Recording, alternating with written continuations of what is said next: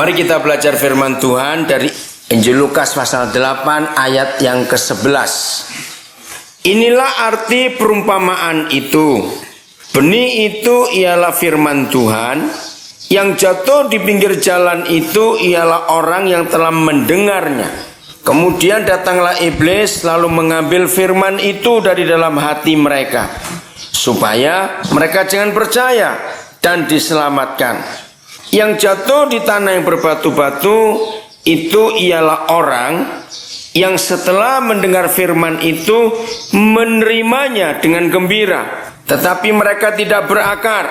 Mereka percaya sebentar saja dan dalam masa pencobaan mereka murtad.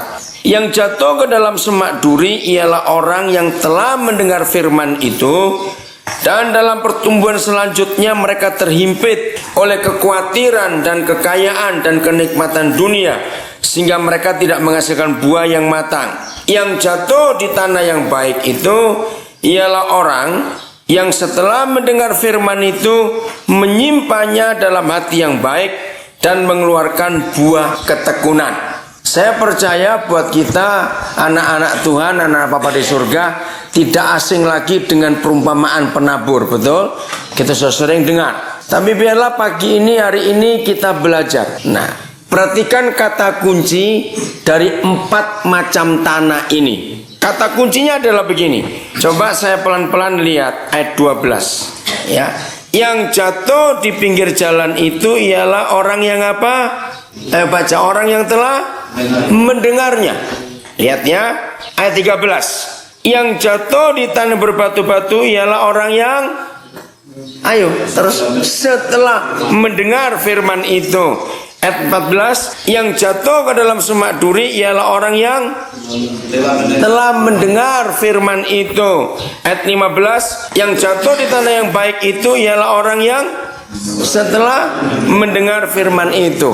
Nah, lihat ini, 4 macam orang ini sudah mendengar firman atau belum? Ayo, sudah mendengar firman atau belum? Sudah.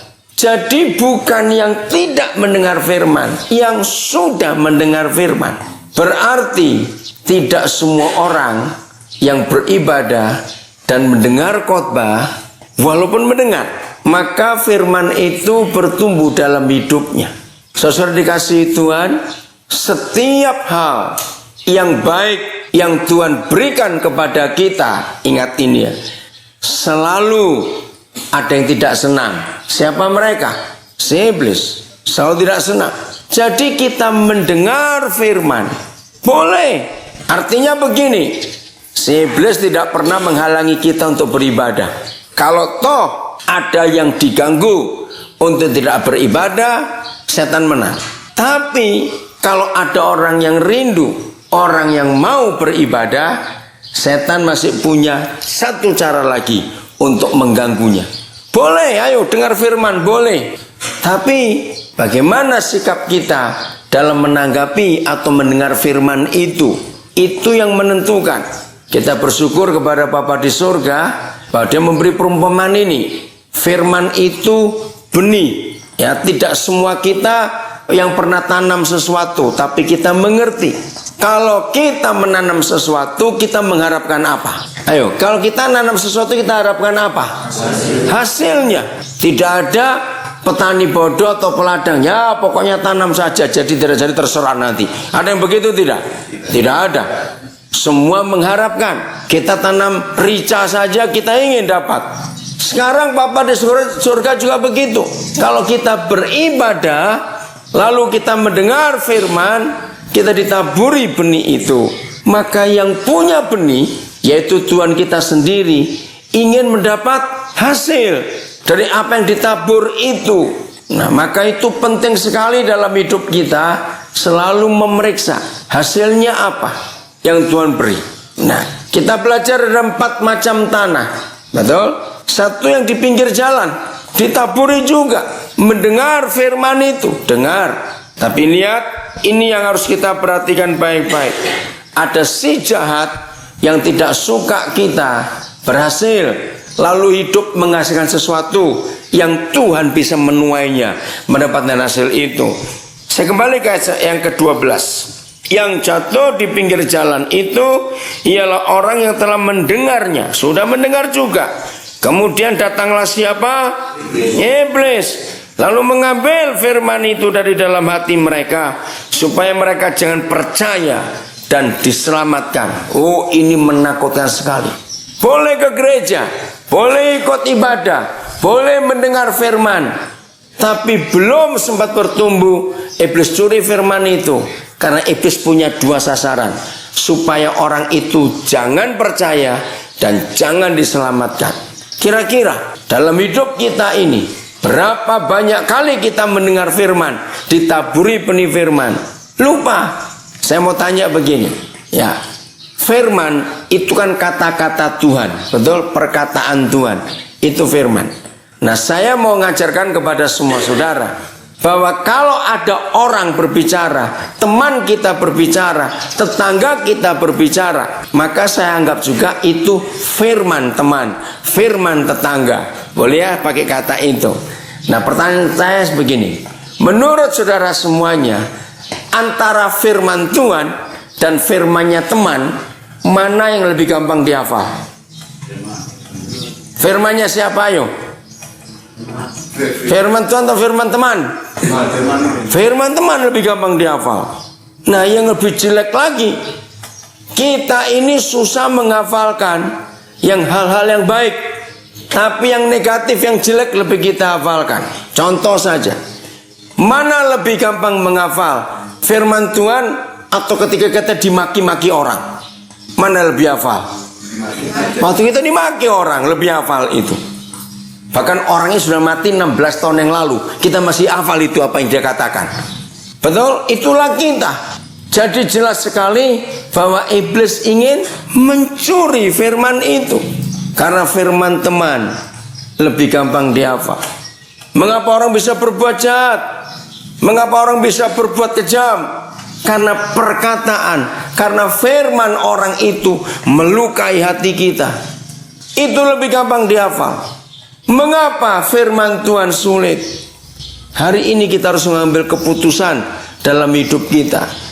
Usahakan betul-betul bahwa firman Tuhan dapat tempat yang terbaik di hati kita, supaya iblis jangan mencurinya.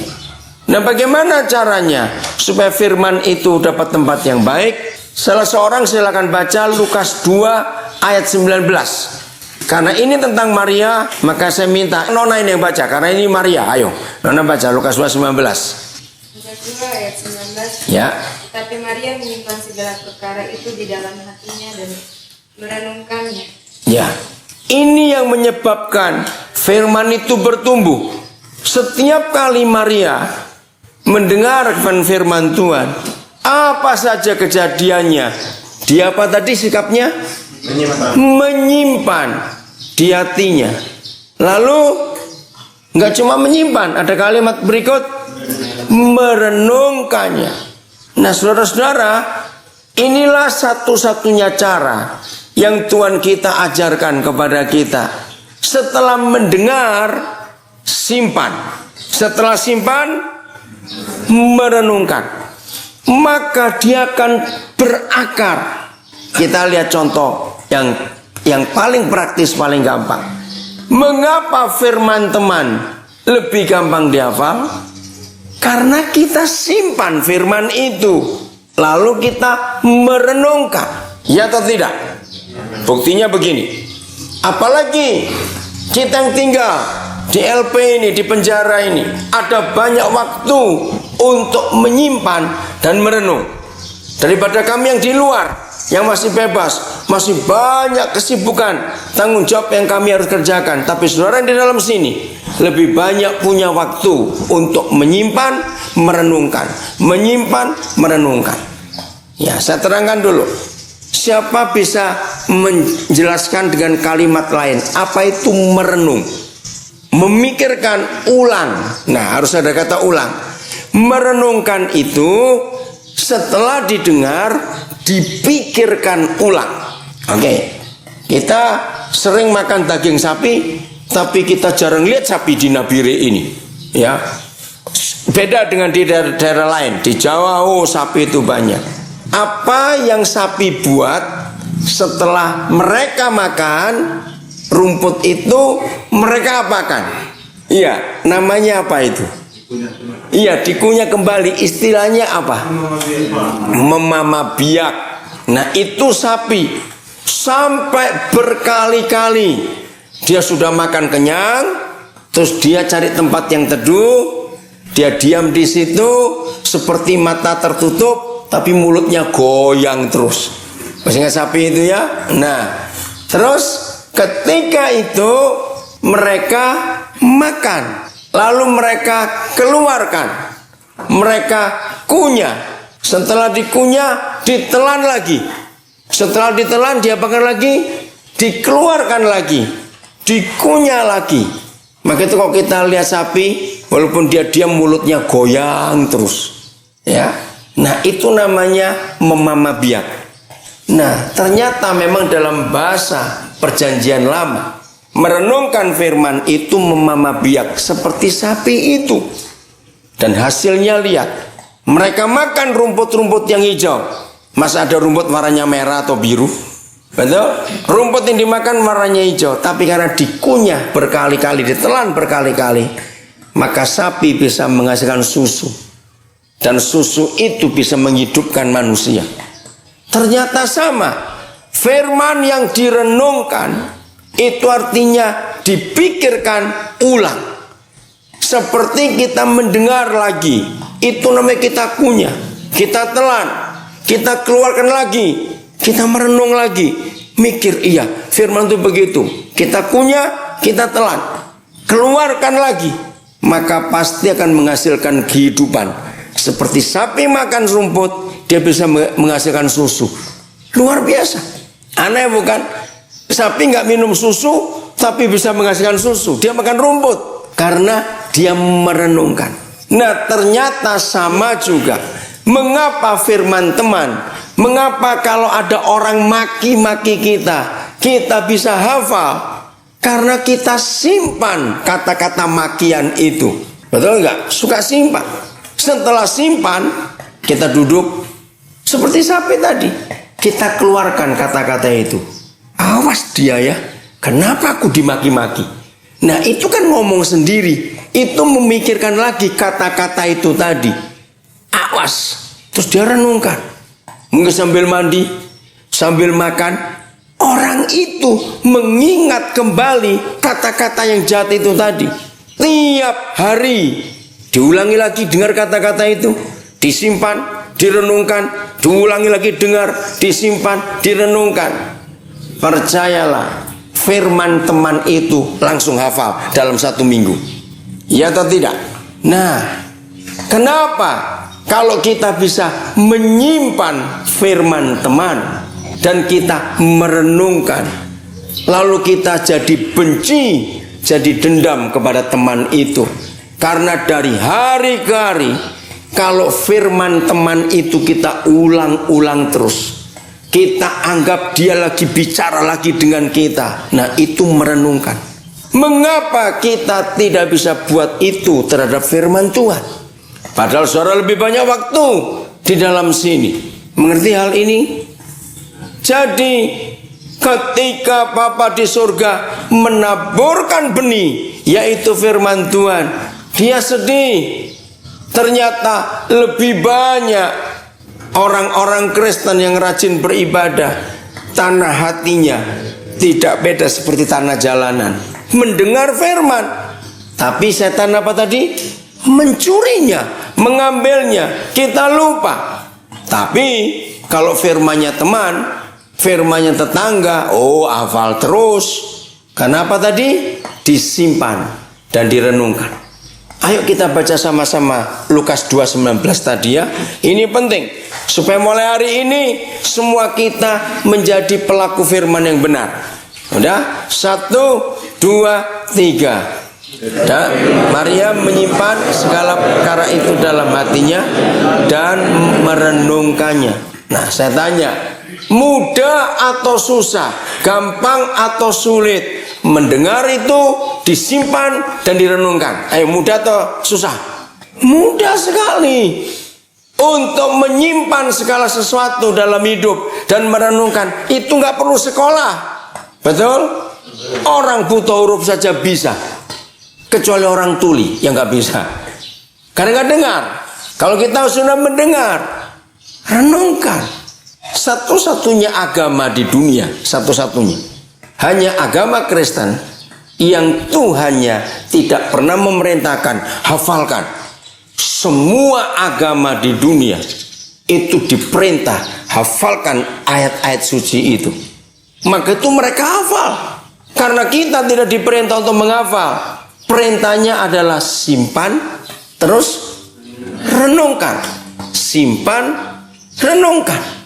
Karena kalau kita menyimpan firman itu, lalu kita pikir ulang lagi, kita mengeluarkan lagi firman itu seperti sapi tadi, terus dikunyah, telan, keluarkan, kunyah lagi.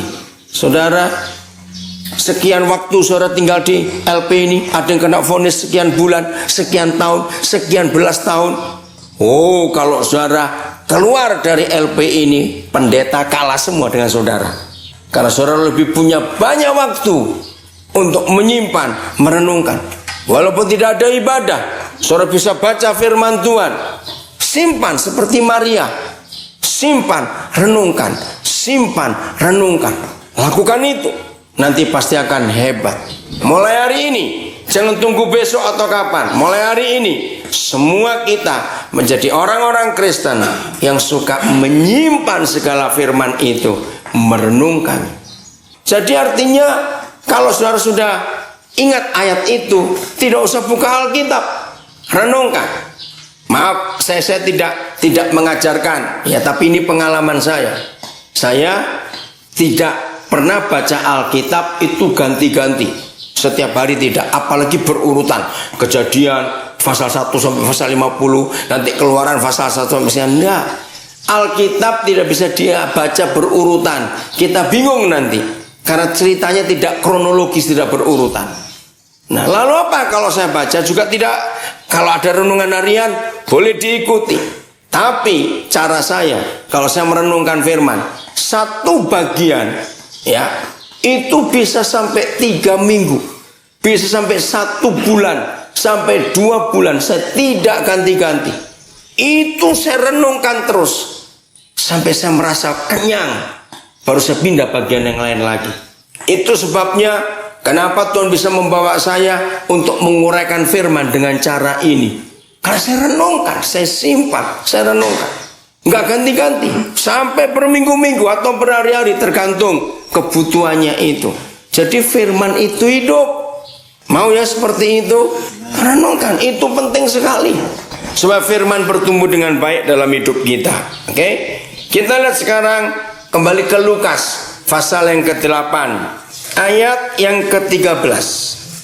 Yang jatuh di tanah yang berbatu-batu itu ialah orang yang setelah mendengar firman itu, bagaimana? Baca. Menerima dengan gembira. Stop dulu. Ayo kita bongkar ayat ini. Setelah mendengar firman dan menerima dengan gembira hati, itu baik atau tidak? Baik sekali. Berarti orang itu bagaimana waktu mendengar firman Tuhan? Oh, semangat sekali, hatinya luar biasa. Tapi aneh, sudah mendengar dengan gembira hati, artinya sungguh-sungguh terima firman. Tapi lihat apa kata firman di sini. Tetapi, baca. Mereka itu tidak berakar.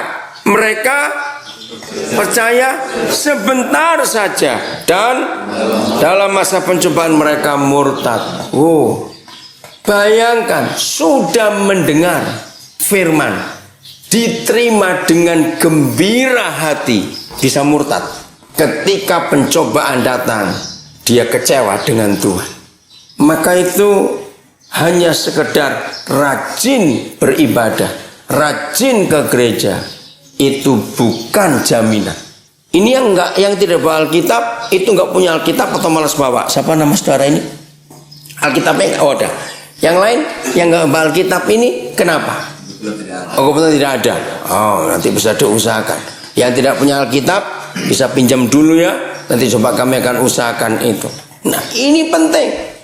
Karena sudah mendengar, menerima dengan gembira hati saja bisa murtad. Tahu arti kata murtad ya? Tidak mau percaya Tuhan lagi.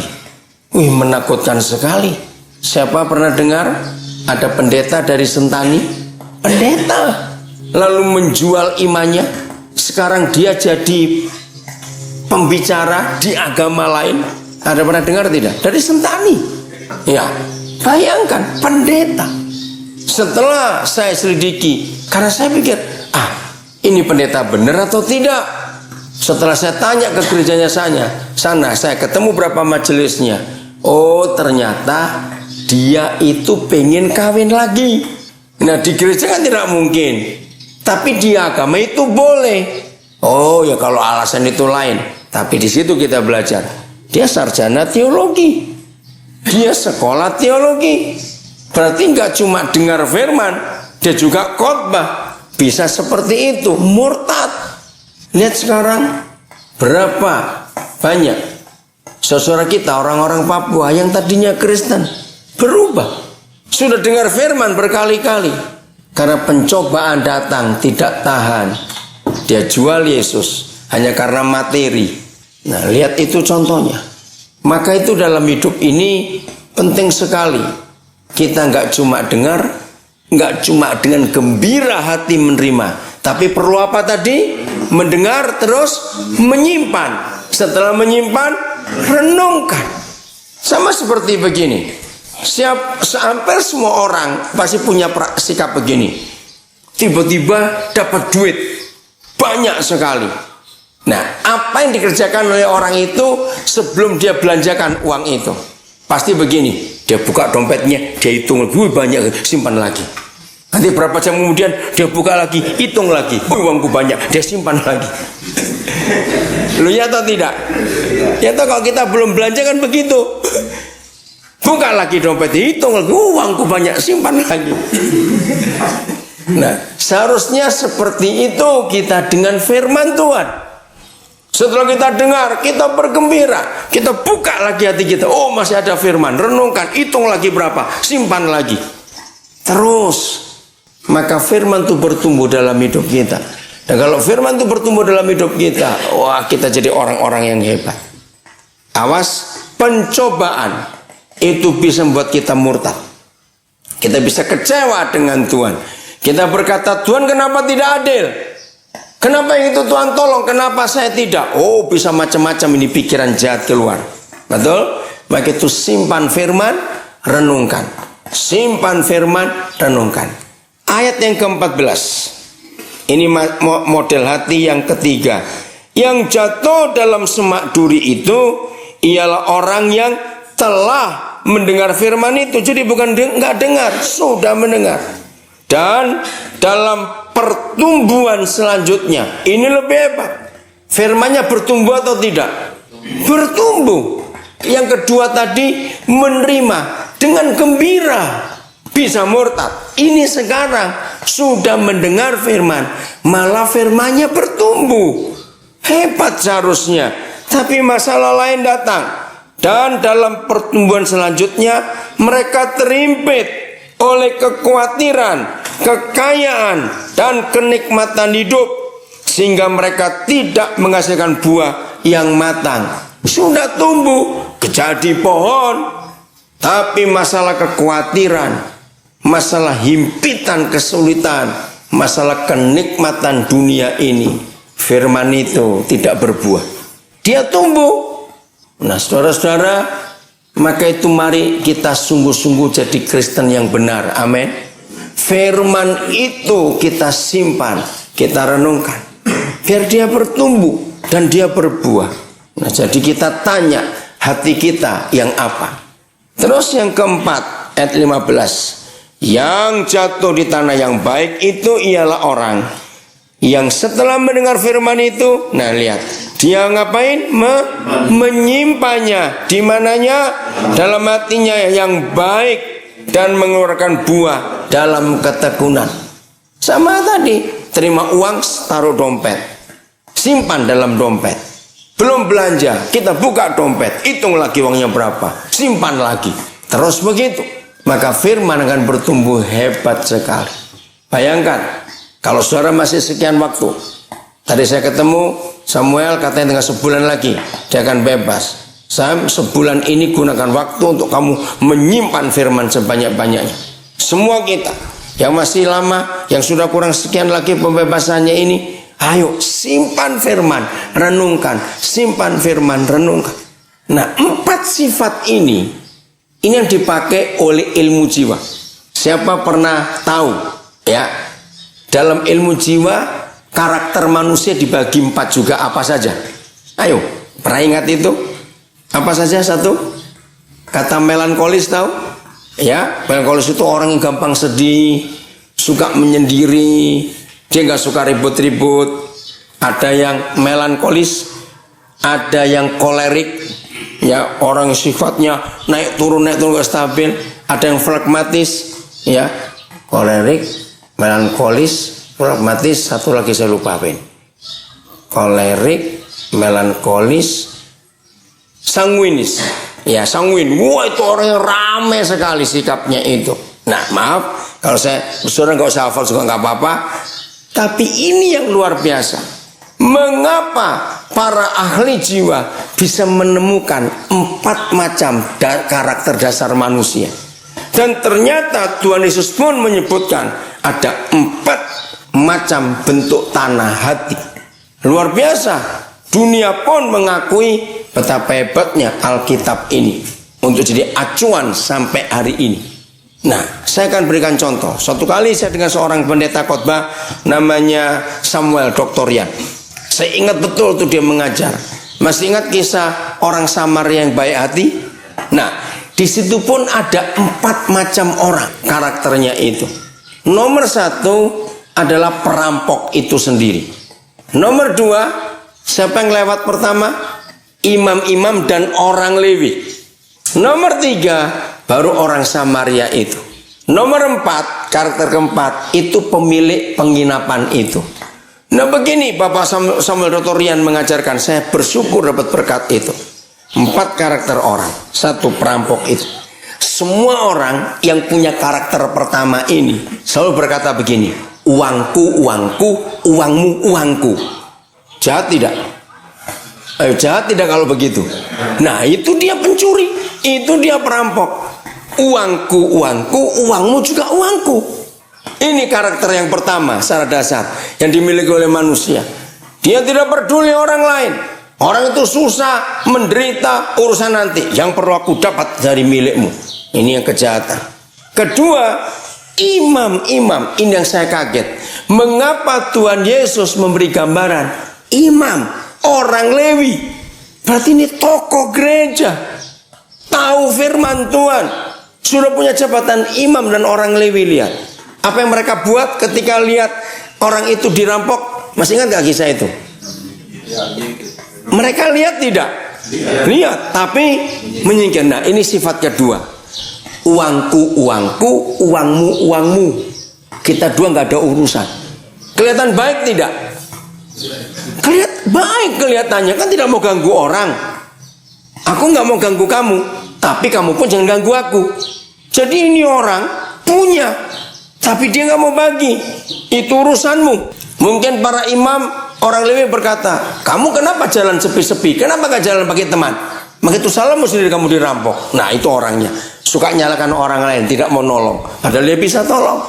Orang yang ketiga adalah pemilik penginapan itu. Baik sekali. Oh silakan masuk, silakan. Tapi bayar. Boleh ambil ini, bayar. Betul?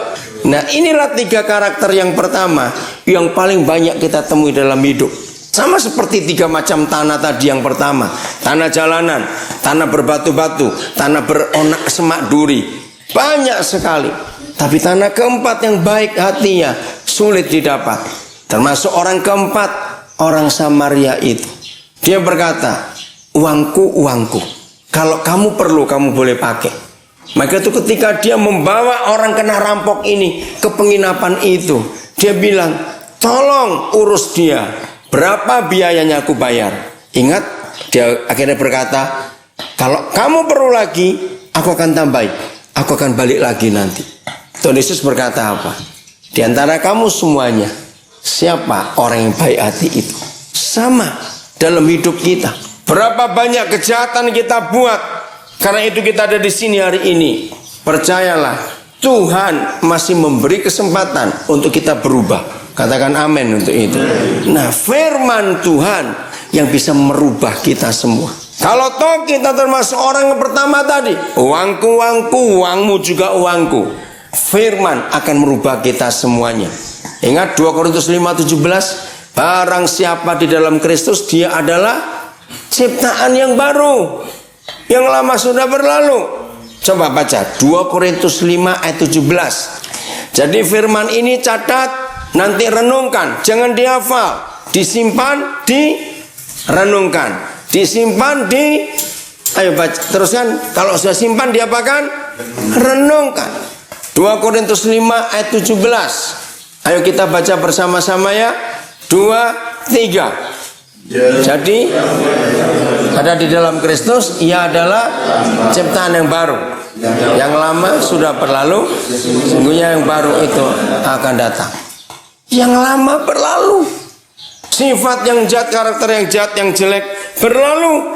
Kita memiliki sifat yang baru di dalam Tuhan Yesus. Jadi firman yang bisa merubah orang. Amin. Firman. Maka itu kalau kita dengar firman, terus kita simpan, kita renungkan lagi. Bukan dihafal ya, bukan dihafal tapi direnungkan. Oh, indah sekali kalau kita mau menyimpan firman, lalu kita merenungkannya.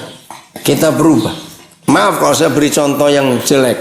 Kalau ada satu anak muda dari keluarga baik-baik, dari opa omanya, kakek neneknya itu baik, dia dididik dengan baik, entah terjadi apa, anak muda yang baik ini terjadi sesuatu, dia keluar dari rumahnya, dia bertemu dengan 5 orang yang penjudi, yang pemabuk, narkoba, dan semuanya itu.